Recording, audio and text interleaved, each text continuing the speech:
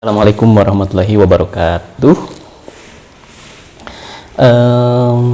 Sebagaimana janji saya, hari Selasa itu akan menceritakan kisah misteri yang saya alami, yaitu yang berjudul diganggu hantu anak kecil di sekolah. Ini cerita udah lama, bukan cerita ya, ini pengalaman udah lama. Sewaktu itu kalau nggak salah setelah beres SMA ya, nggak pas SMA juga. Itu tahun berapa ya, antara 1009 atau 2008an lah ya. Kan di sekolah saya itu, SMA saya itu kan dulunya saya sering tidur di sekolah ya, banyak kan sih, karena dengan anak-anak teater, dengan anak-anak asrama, kan ada asrama di sana dan ada satpamnya juga suka tidur di sana yang merupakan teman saya. Di sekolah saya itu alami, bagus lah ya, bagus banget, alamnya dapet lah.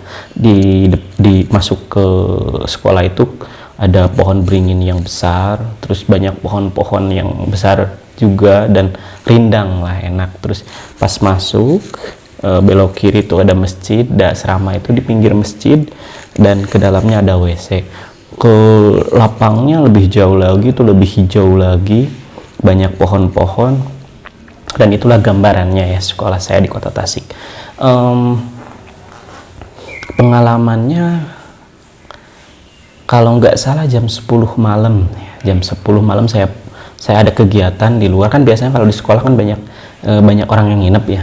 Saya kegiatan nggak di sekolah, saya kegiatan di luar sekolah. Udah lulus karena saya, meskipun udah lulus, saya sering ke sekolah karena saya juga sebagai pelatih yang pelatih teater yang berpusat di sekolah itu.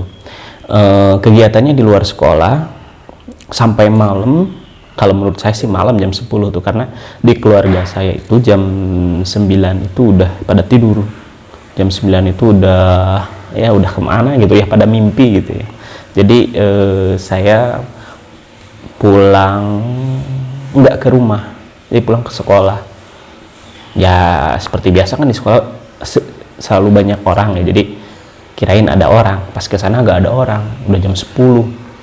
Ya udah saya tidur sendiri di sekolah. Bayangkan di sekolah yang besar sebesar itu saya tidur sendiri di sana, dan yang asri dan alami, dan kata orang ya penunggu atau banyak jin di sana, tapi saya belum pernah sih. Nah, di waktu inilah saya pernah diganggu oleh hantu anak kecil. Jadi ceritanya saya tidur di sanggar teater. Sanggar teater itu masjid, terus dari masjid itu belok kiri, terus belok kanan, ada di ujung tuh ada WC. Nah, di seberangnya WC itu ada ruangan, itu ruangan khusus teater. Nah, di sana kita sering tidur di sana. Kalau biasanya tiap malam juga banyak orang, tapi kebetulan waktu itu mungkin libur kali ya, saya lupa lagi, jadi tidak ada orang sama sekali, bahkan satpam pun tidak ada. Apes mungkin ya. Tapi ya gak apa-apa lah, itu pengalaman saya. Nah, otomatis kan mau tidur nih jam 10 malam, saya tidur bingung juga kan, gak ada teman. Mau keluar lagi jadi agak merinding juga, karena kalau keluar pasti lewatin masjid dan lewatin pohon yang besar.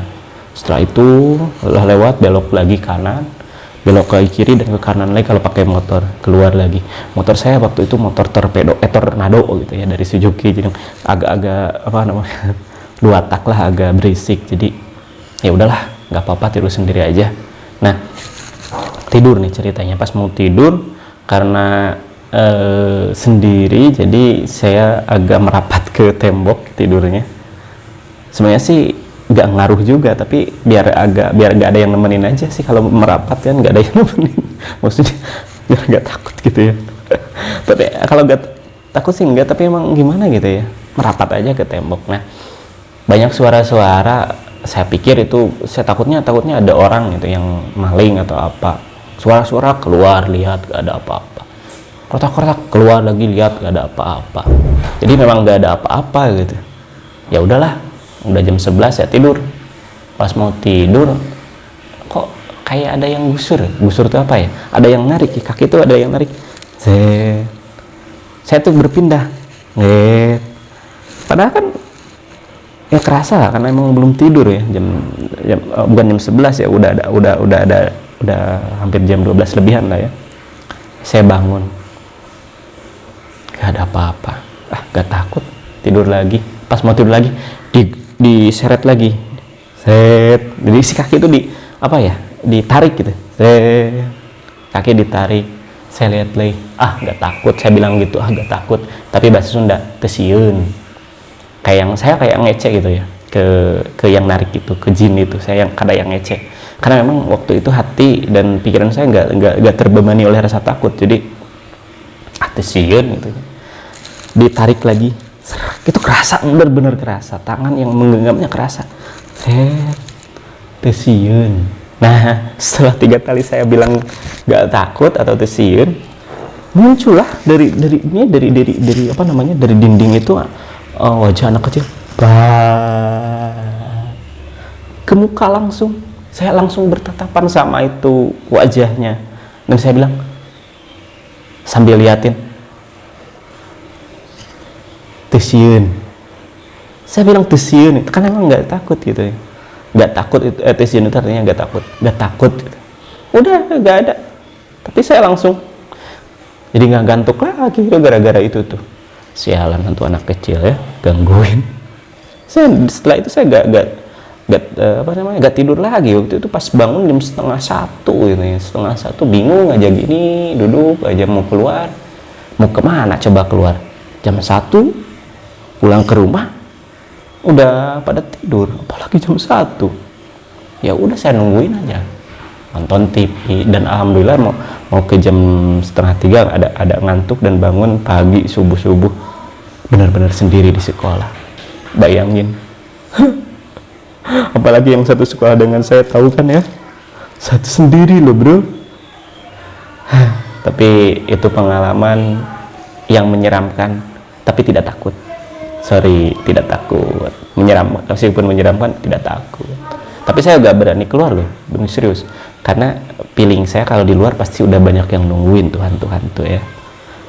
Kenapa? Karena katanya biasanya di depan masjid itu kan ada pohon ya. Biasanya di sana ada. Biasanya menurut teman-teman saya yang pernah melihat.